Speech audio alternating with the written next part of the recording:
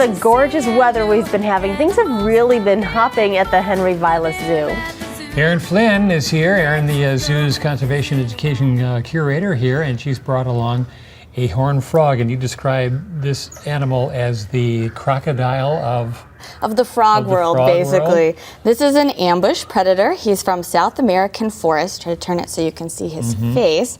And what he does is he lives in the forest near water, because it's very important for amphibians, but he'll burrow himself down in the moist soil with just his face sticking out, and he waits for movement to come past him, and then he'll snap out and grab it.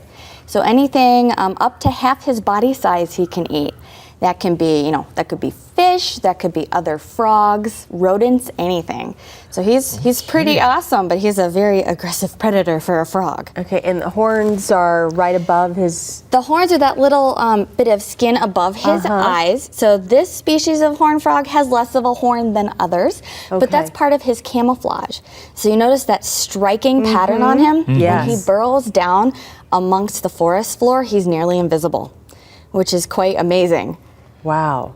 So these design. guys are even cooler in that their tadpoles are cannibalistic, so they eat each other. Oh my goodness. So because these are found on the forest floor, it's very important when you have seasonal rains or varying water sources to develop and get out of the pond very quickly. So these guys have cannibalistic tadpoles that eat each other, and when they eat each other, instead of being a filter feeder like most tadpoles, which just eat particles floating in the water, they grow faster, so they develop faster and can get out of the water in about 3 weeks, which is quite amazing for these guys. Wow. Yeah. The survival of the fittest. Absolutely. Oh, whoa. Sorry, buddy. Hang on, buddy.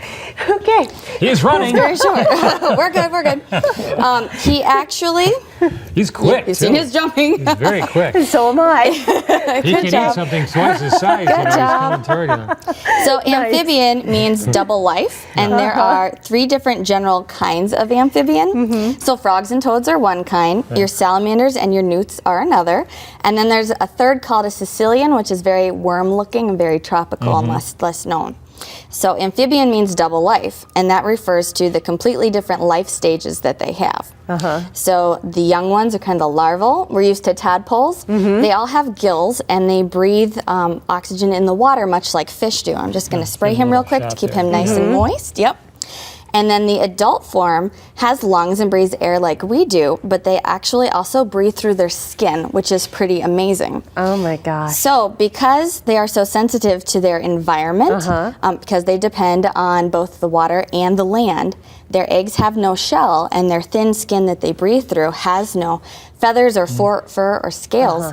They're really important as an indicator of environmental health. Okay. Oh my gosh. So we can see him at the zoo right now, and you guys have clearly been busy with this nice weather. We have been very busy. We're very excited to see everybody coming out to check out the animals, and the animals have been absolutely loving the weather, as have the people. So All right. Erin, thank you very much. Thanks, buddy. All right, we'll be right back. Thank you. Yeah, he'll eat me.